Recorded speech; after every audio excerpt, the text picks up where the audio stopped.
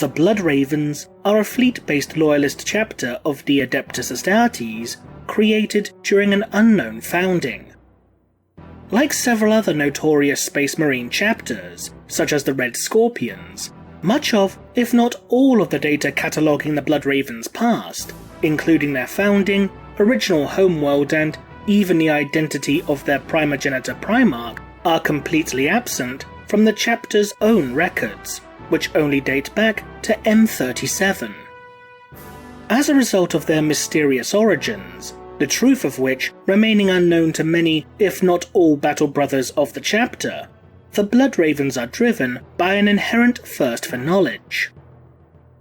Because of this need to acquire data, enlightenment, and information of any kind, the Blood Ravens will frequently accompany many of the explorator fleets of the Adeptus Mechanicus in order to travel to remote, long-forgotten or unexplored regions of the galaxy to seek out ancient ruins or sites of potential historical significance.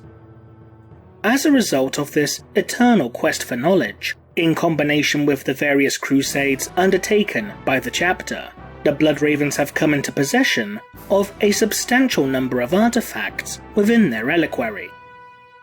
These relics, be they weaponry, armor, or one of numerous scrolls or tomes of lore of either human or Xenos origin, are stored within the various librariums that exist upon each of the chapter's battle barges, where in turn they are studied and examined by one of the chapter's many librarians.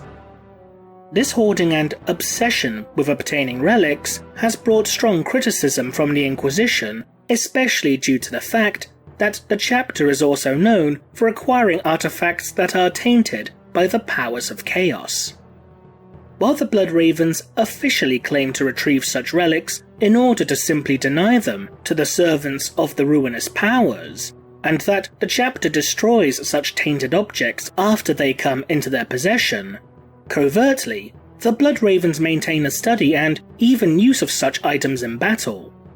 Such tainted artifacts that have been documented to be within the possession of the Blood Ravens include a Force Staff once wielded by the notorious Alpha Legion sorcerer Sindri Mir, as well as the Power Fist of the Heresy-era Death Guard warrior Solon Decius, which had been corrupted with the contagion known as Nurgle's Rot. In addition to these chaotic artifacts, the Blood Ravens are documented to have within their possession a number of weapons, armor, and other such items that originate and, presumably, rightfully belong to other Imperial organizations. So, how did the Blood Ravens come to acquire such relics? For the purpose of this hypothesis, we will be ignoring the game mechanics of the Dawn of War games, which show these items either being obtained from certain enemies or by completing certain mission objectives, as well as the fact that the majority of these items are located within the Aurelia subsector where the games take place. Thus, we will be looking into the lore itself in order to attempt to ascertain the sources of such items. The origins of some of these artifacts are, in reality, rather mundane. For example, the bolt pistol known as the Executioner of Heretics, a weapon that once belonged to the establishment known as the Inquisition, due to this pistol bearing the sigils of the organization, was found close to the carcass of a murdered Inquisitor. While it may be considered distasteful by some to loot the corpse of an Inquisitor, more pragmatic individuals would note that it would simply be a matter of practicality to recover and maintain such weaponry, and thus add them to the chapter's armory. Other such items that the Blood Ravens have since obtained are quite simply the result of them being gifted to the chapter out of respect or friendship by other institutions within the Imperium. One such example in this particular regard is a set of master-crafted power armor known as the Shroud of Faith. This suit of armor was presented to the chapter by the Adeptus Sororitas of the Order of the Bloody Rose, who not only ensured that the armor was crafted to an exceptionally high standard, but also received the holy blessings of the Order, so that the armor's wearer will be watched over by the Emperor himself.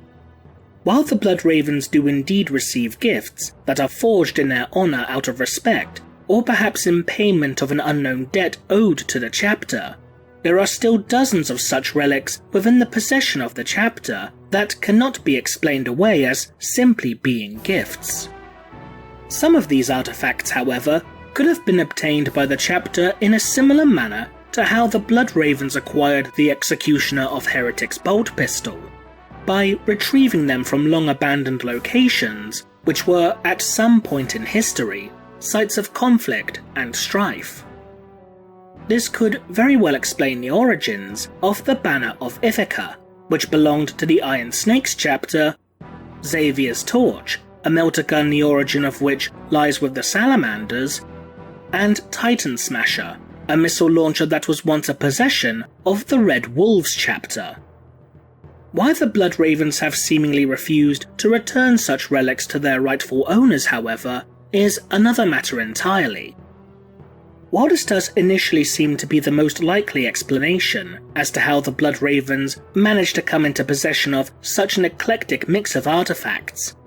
it is worth noting that even this proposed method of acquisition fails to provide an explanation for other such relics within the chapter's custody. One of the most egregious examples shown is with the power mace known as Rogal's Fist. This weapon was said to have been forged by none other than Rogal Dorn, the Primarch of the Imperial Fists Legion during the time of the Great Crusade. Typically, in order for a chapter to have obtained an item that once belonged to one of the Primarchs, then that chapter would presumably need to claim a direct genetic lineage to them, such as by being a successor chapter. For instance, the Crimson Fists, a successor chapter of the Imperial Fists Legion, once possessed a relic known as the Scepter of Sacred Blood, which contained the very blood of Rogal Dorn. The Flesh Tearers, a successor chapter of the Blood Angels Legion, would, admittedly briefly, have within their possession one of the feathers of their Primarch Sanguinius, though it would eventually be returned to the Blood Angels. Given the lack of information regarding the founding and genetic heritage of the Blood Ravens themselves, there is admittedly a distinctive possibility that the chapter could very well be descended from the genetic template of Rogal Dorn. If the Blood Ravens are a successor chapter of the Imperial Fists Legion, then this could also provide an explanation as to why the Blood Ravens have within their possession a Thunderhammer known as the Doom of Apostasy, which was wielded by High Marshal Signandus of the Black Templars chapter during the Reign of Blood. In this regard, the Blood Ravens could even potentially be a third-generation Imperial Fist successor chapter, being descended from the gene seed stock derived from the Black Templars, as opposed to the modern-day Imperial Fists chapter. Though if this were the case, then it would be extremely ironic given the high number of librarians within the ranks of the Blood Ravens and the general attitude of the Black Templars towards Psykers in general, but this is purely speculation. But even if we work under the assumption that the Blood Ravens share a genetic link to the Imperial Fists, which in turn would explain how they came to be in possession of a Primarch's weapon, there is one artifact that apparently cannot be explained as to how it made its way into the clutches of the Blood Ravens. A suit of armor known as the Golden Armor of the Custodians. This armor is considered to be one of the most revered and worshipped artifacts within the reliquary of the Blood Ravens chapter, for it is said that this piece of power armor was worn by one of the very warriors of the Legio Custodes that followed the Emperor of Mankind as he boarded the Vengeful Spirit during the final hours of the Horus Heresy.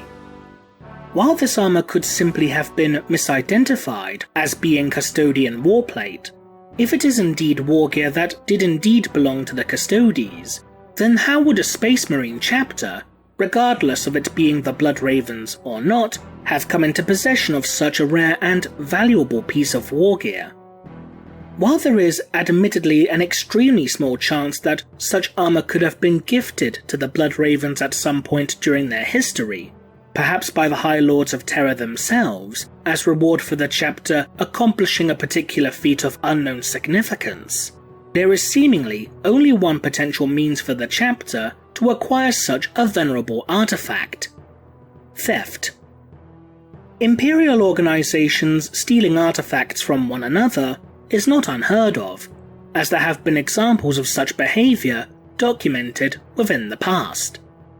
One notable example occurred between the Soul Drinkers Space Marine chapter and the Adeptus Mechanicus. When the Soul Drinkers would discern the location of the Soul Spear, a weapon said to have been forged by Rogel Dawn that was lost thousands of years ago, the chapter sought to reclaim it from the possession of those pirates and brigands who had somehow come to possess it. Despite the weapon being a holy relic to the Soul Drinkers, who themselves were at the time documented as being Imperial Fist successors, it would be stolen from under the nose of the chapter by the tech priests of the Adeptus Mechanicus, as the Soul Drinkers finally reached the location of the Soul Spear.